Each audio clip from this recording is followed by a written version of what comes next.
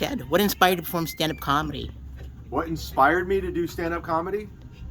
Um, I think I was in sketch. I did sketch groups and improv groups, and when you work with other people and you have to like make decisions and you have to rely on other people and you start fighting amongst each other, I'm like, I'm just gonna do this by myself.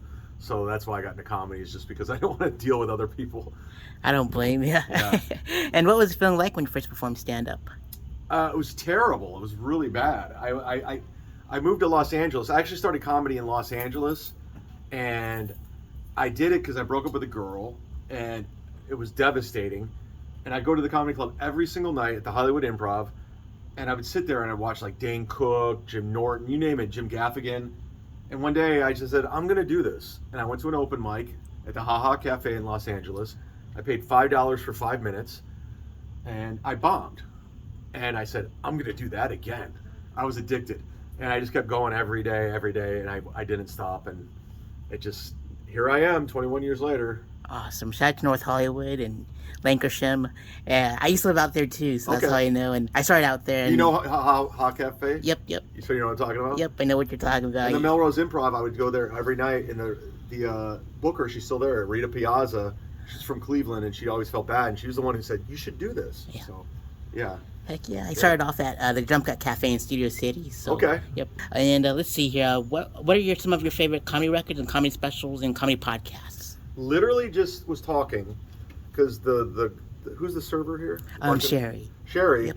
Because I was just at Denver Comedy Works in Denver, and I was there with my buddy Nick Swartzen, who I opened for a lot.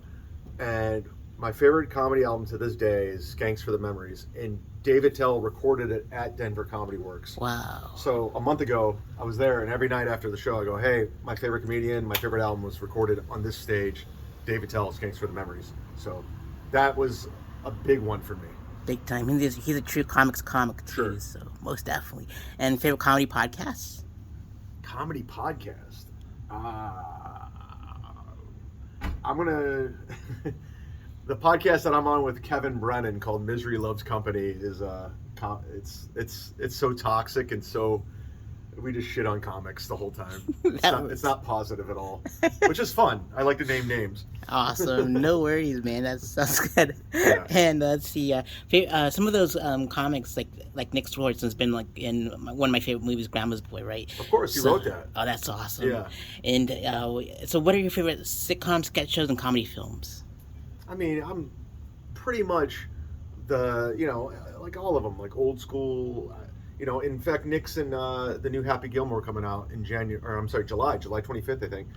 And he says it's phenomenal. So Happy Gilmore is a huge. Sandler films are great. I mean, they're all, it's comedy.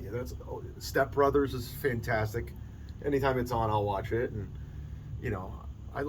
it's comedy. I love it all. It's fantastic. Big time. And sitcoms?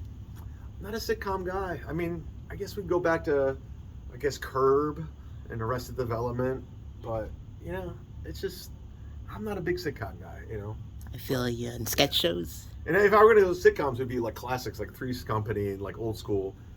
Sketch goes, I started out in sketch, so Kids in the Hall was in my DNA. Old school Saturday Night Live, obviously. Mr. Show's fantastic. So those are all, right up there. Big time. Yeah. And let's see here. If you can go on tour with any comedian, you go on tour a lot. So locally and internationally known, which comics would you like to go on tour with? I'm pretty blessed in the sense of I've toured with every comic that I've ever wanted, from Daniel Tosh to Swartzen to, Bert Kreischer. Everybody in comedy I know, they know me, and there's not really one that I'm really, I started out with Theo Vaughn, and he's doing arenas, so I started out with all these guys. Jeselnik, I know them all. Whitney Cummings, they know me. I have their phone number, they have mine, and so there's not really anybody that I've met them all. I'm good. Heck yeah. That's good stuff, dude. Yeah. And if you can get roasted by 5 comics, dead or alive, which comics would you like to get roasted by? Roasted? I mean, I guess Norm was great. Norm hosted my Live at Gotham, which was a dream come true. I don't know. I know Jeff Ross. I know all those guys. I don't know. I'm a little jaded when it comes to comedy. I'm not impressed. Oh, for sure. Awesome. And where do you consider your comedy during the next 5 years? Yeah, a continued downhill trajectory. I'm going to continue to go downhill. Like I was living in LA, now I live in Florida, so it's just going down. And I'll be obscure in 5 years. Nobody even knows me now. They're really not going to know me in five. It's not too bad here. And where can the audience find you online and on social media? DaneCook.com. Yeah. Awesome. And let's see here. Let's see. What's your favorite joke a comic has written? There's a million of them, but one that always pops in my head because it's so obscure and weird is David Tell has a joke on Skanks for the Memories going, I hate to travel. I think it's because my father used to beat me with a globe.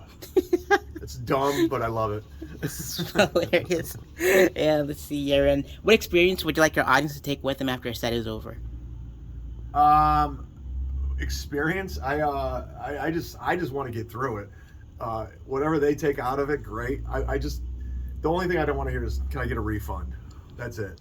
If they don't say I want a refund, I did my job. Heck yeah, dude. Hi, I'm comedian Chad Zumock. Please check out my interview at acutiepie.com. Please.